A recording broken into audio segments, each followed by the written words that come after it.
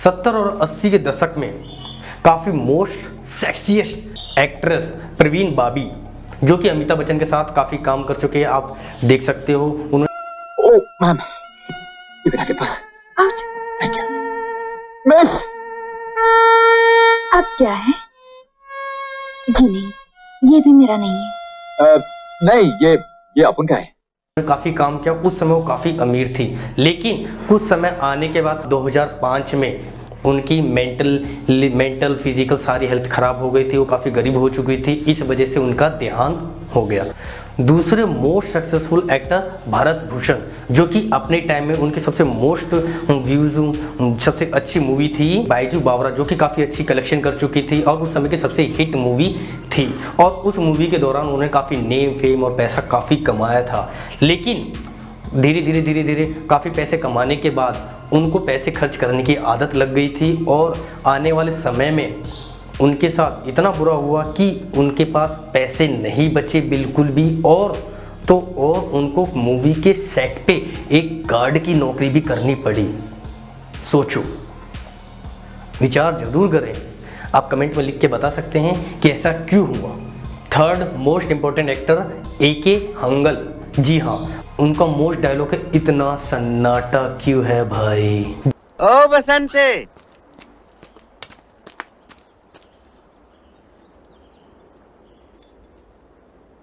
ये इतना सन्नाटा क्यों है भाई? जो कि उनकी कम से कम 250 फिल्में हैं जो कि सुपर हिट गई, उनको काफ़ी अच्छे क्रेडिट मिले। 250 फिल्में हिट होने के बाद, काफ़ी नेम फेम होने के बाद, जैसे वो 95 के तक पहुँचे उसके बाद उनकी हालत ऐसी हो गई कि उनके पास खुद के मेडिकल बिल्स देने के भी पैसे नहीं थे। तो हमारे जो एक्टर हैं अमिताभ बच्चन जी, जब उनको ये बात पता चली तो उन्होंने 20 लाख उनको दिए मेडिकल बिल्स के लिए और उनकी देख रेख के लिए, लेकिन लास्ट टाइम में वो बिल्कुल गरीब होके मरे। ऐसा क्यों? कमेंट में ज़रूर बताएं।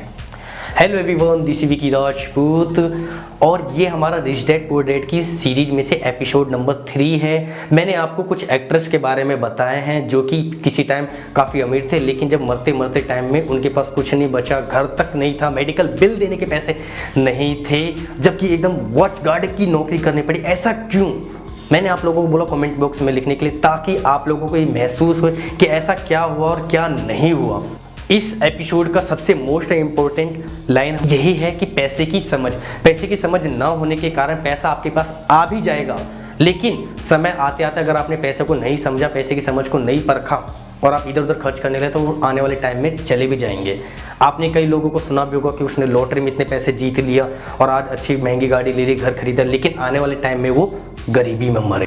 सबक नंबर 2 ये है कि अमीर लोग संपत्ति खरीदते हैं, दायित्व नहीं। जी हाँ, संपत्ति इट मीन्स एसेट और खर्चे मतलब दायित्व मतलब लाइबिलिटी। बहुत से लोग ऐसे होते हैं जो कि लाइबिलिटीज़ खरीदते हैं, अपने घर खरीदते हैं, अच्छे लिए बढ़िया सी गाड़ी खरीदते हैं। मैं नहीं कह रहा ये सब चीज़ें बेकार हैं, मैं तो बस खाली आपको संपत्ति और दायित्व के डिफरेंस को समझाने की कोशिश कर रहा हूँ। और अगर आप संपत्ति और दायित्व के बीच में अच्छे से डिफरेंस समझना चाहते हैं तो आप लिंक कमेंट बॉक्स में लिख सकते हैं, मैं इसके लिए सेपरेट वीडियो बनाऊंगा अच्छे से एक्सप्लेन करके।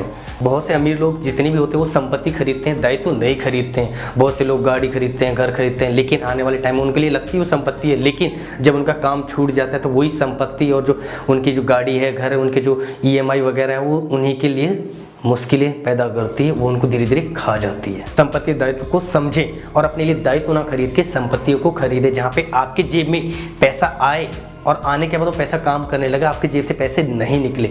बस संपत्ति और दायित्व में सिंपल सा डिफरेंस समझा देता हूँ। संपत्ति हमारी वो है जो हमारे जेब में पैसा डालता हो, और दायित्व वो है जो हमारे जेब से पैसा निकाल रहा है, सिंपल सा। और मोस्ट एंड इम्पोर्टेंट सबक नंबर 3, गड्ढा खोदना बंद करो। गड्ढा खोदने का मतलब यही है कि पैसे की समझ ना होने के कारण वो अपने लिए महंगी गाड़ियाँ खरीद लेते हैं, बड़े बड़े घर खरीद लेते हैं, जिनकी EMI वगैरह भी इतनी महंगी हो जाती है कि अगर वो काम छूट जाए तो वो उनकी EMI और उनके जो गाड़ी खरीदे उनकी मॉर्गेज पेमेंट है कि जो गाड़ी की EMI है वो काम छूटने के बाद उनकी EMI और मॉर्गेज उनको खा जाती है। तो इसलिए मैं कहता हूँ कि आप करें गड्ढे खोदना बंद करें।